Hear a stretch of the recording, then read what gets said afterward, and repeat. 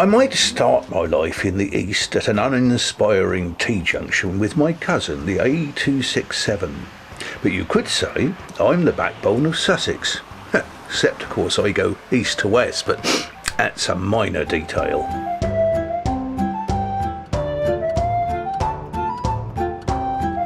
A few miles west of my start at Poundford, I reached Piltdown, famous for the discovery of a human skull in 1912, which was believed to be the missing link between man and ape. But then along came more sophisticated scientific processes, and Piltdown Man, as he was known, was proven to be a hoax. To this day, no one knows for sure who the hoaxers were.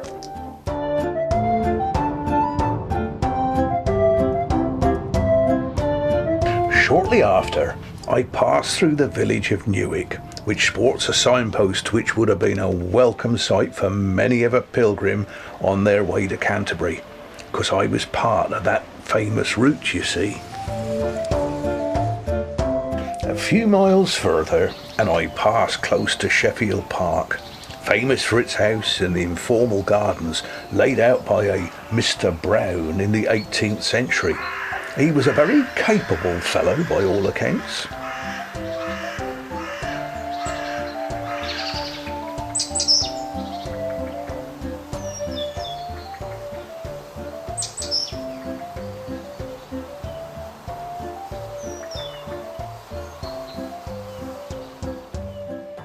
Close by is Sheffield Park Railway Station, the start for the Bluebell Line, the first full-gauge preserved steam railway in the whole of England, opening in 1960.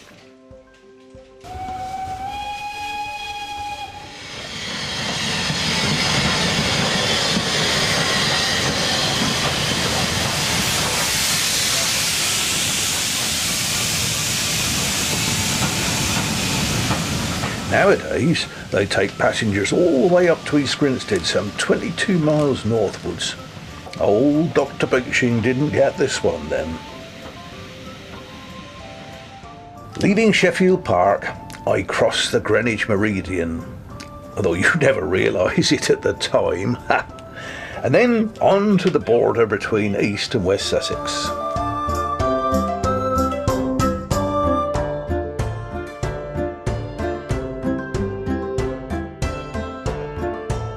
And then on I go into Haywards Heath. Oh, I love the congestion in its long high street.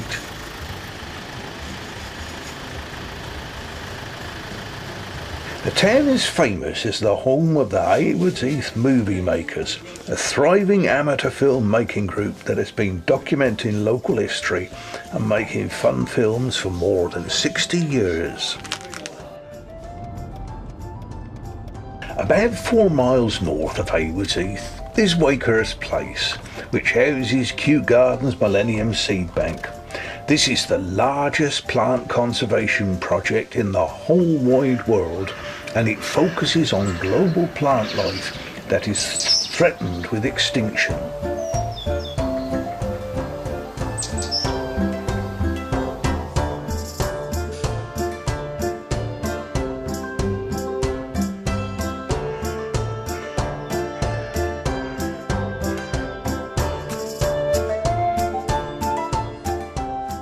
In 2010, Haywards Heath Movie Makers made an award-winning film about the work being done there by these clever scientific types.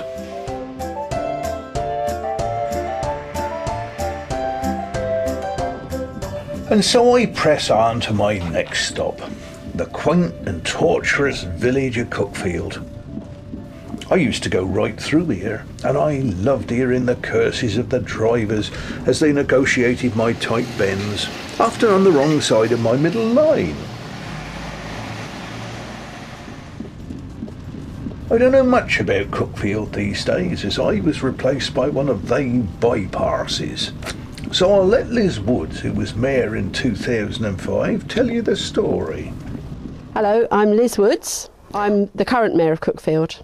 The origination of the independent state of Cuckfield came about back in 1965. Prior to that, Peter and Phil Bowring, a couple that lived in Cuckfield and did an awful lot of work for the charities and fundraising in Cuckfield, used to hold donkey races.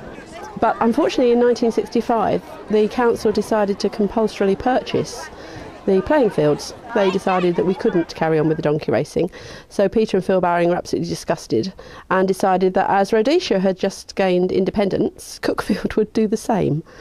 So hence the independent state of Cuckfield was born in 1965.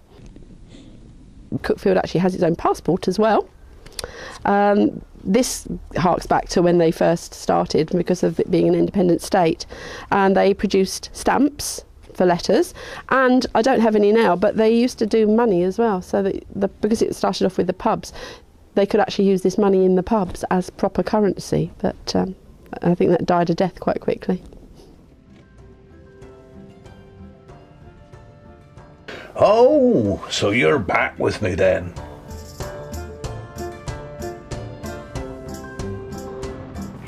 Now, I'm going to show you the village of Shipley that has a windmill built in 1879 that is famous for being the largest in the county at the time. It was once owned by the poet Hilaire Belloc and was recently used by one of the TV companies as a backdrop to the detective series Jonathan Creek, starring that fellow Alan Davis.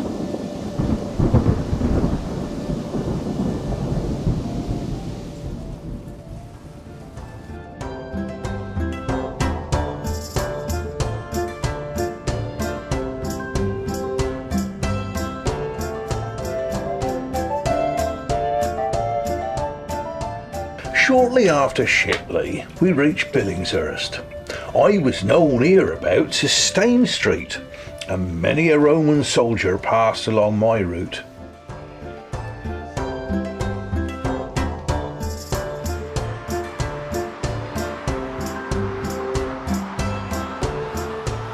There are still a few ancient and historic buildings here today, alongside my ancient flanks.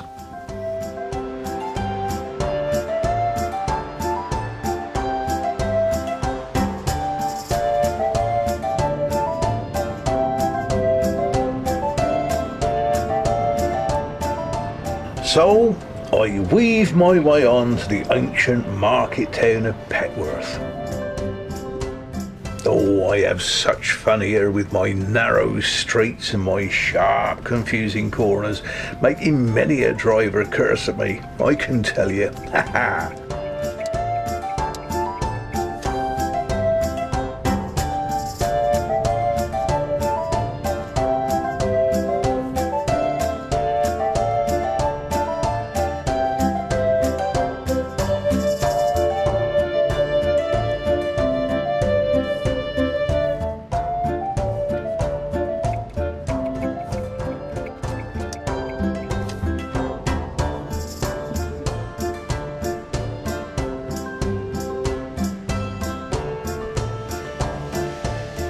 Nestling in Sussex Golden Triangle, the town is rich with antique shops.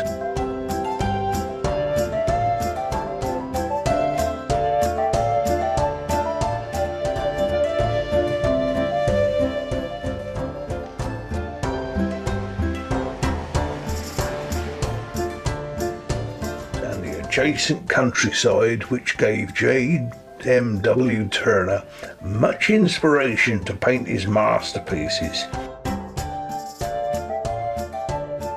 Indeed, at Petworth House can be seen the largest collection of Turners that are owned by the National Trust.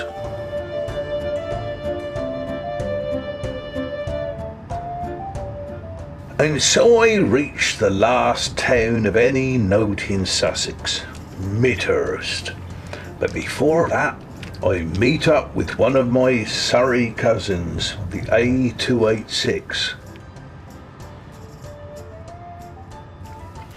The town describes itself as being small but perfectly formed and one of the jewels of the lovely county of Sussex.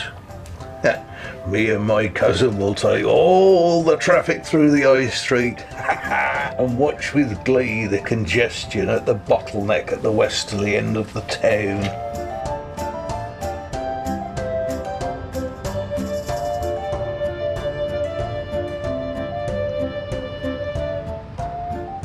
Here I am now at Durford Bridge.